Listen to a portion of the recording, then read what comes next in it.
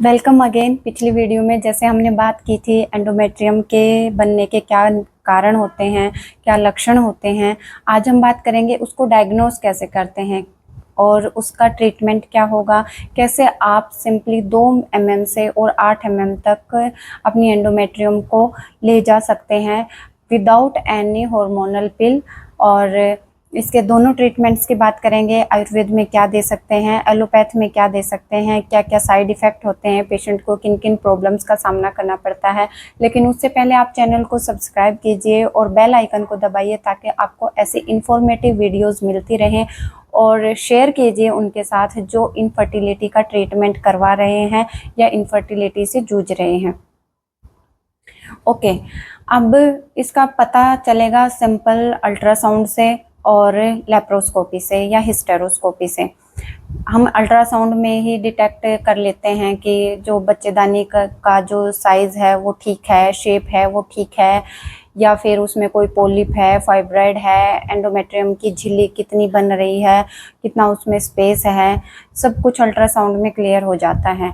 अगर कोई शंका रहती है तो फिर हम हिस्टेरोस्कोपी करवाते हैं, जिसमें दूरबीन से जांच की जाती है, जिसमें टीबी का कीटाणु दिख जाता है कई बार कि यहाँ पर जो एंडोमेट्रियम है वो ख़राब हो चुकी है और यहाँ पे जाले बने हुए हैं। ये सब कुछ लेप्रोस्कोपी या फिर हिस्टेरोस्कोपी में क्लियर हो जाता है।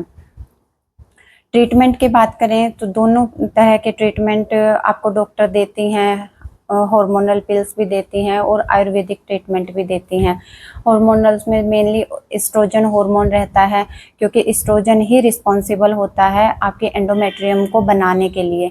साथ में ब्लड सप्लाई के लिए कुछ ड्रग्स देते हैं जो कि वहाँ पर ब्लड सप्लाई को बढ़ाएंगे और एंडोमेट्रियम अच्छे से प्रोलिफरेट होती है, जिसकी वजह से तो एस्ट्रोजन जो टैबलेट देते हैं या फिर पैच लगाते हैं या फिर एस्ट्रोजन की क्रीम भी आती है, किसी भी फॉर्म में डॉक्टर आपको दे देती हैं।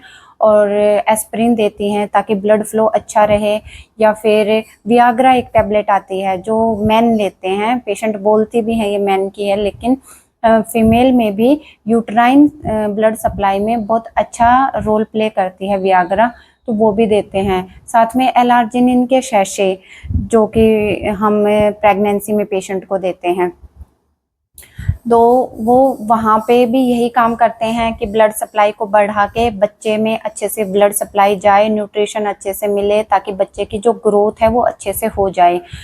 IUGR जिनका बच्चा कमज़ोर रहता है प्रेगनेंसी के दौरान, उन पेशेंट्स को डॉक्टर देती है। तो यहाँ पे भी एलार्जिनिन अपना वही काम करता है, ब्लड सप्लाई को बढ़ा के और एंडोमेट्रियम को बढ़ाना शुरू कर देता है।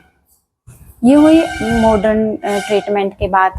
एक और आजकल चला हुआ है जिसको कि PRP बोलते हैं। आप ही का ब्लड लेकर उसको सेंट्रीफ्यूग करके और प्लाज्मा जो है वो अल्ट्रासाउंड की गाइडेंस में एंडोमेट्रियम में इंजेक्ट कर देते हैं।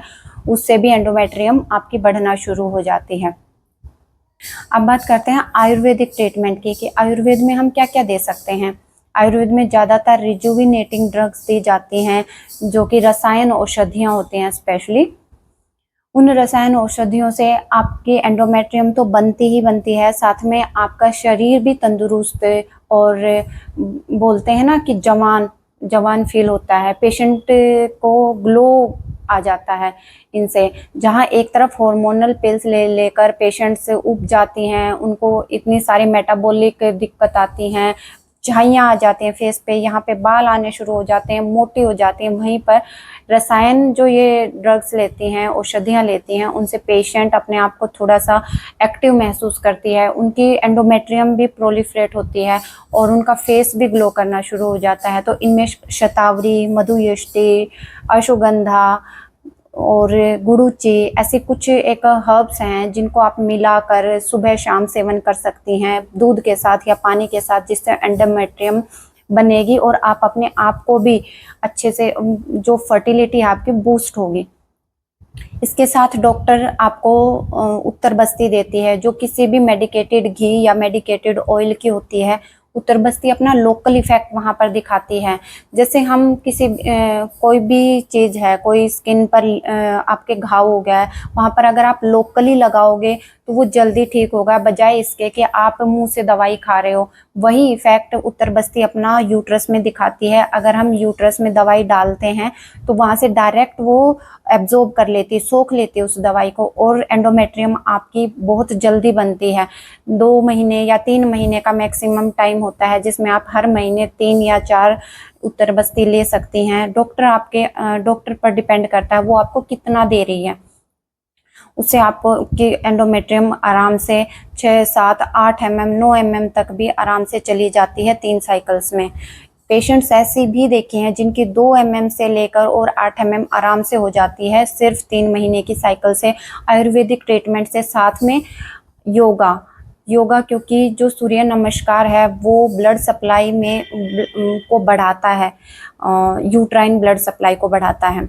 तो सूर्य नमस्कार कीजिए, मेडिटेशन कीजिए, ताकि स्ट्रेस फ्री रहो। स्ट्रेस जितना ज़्यादा होगा उतना ही हार्मोन्स इम्बैलेंस रहेंगे और एंडोमेट्रियम नहीं बनेगी, आपका अंडा भी नहीं बनेगा स्ट्रेस की वजह से। तो स्ट्रेस फ्री रहना है, अच्छे से प्रोटीन रिच डाइट लेनी है, डेली योगा करना है जिसमें सूर्य नमस्कार, मेडिटेशन दोनों प्रॉपरली करने हैं।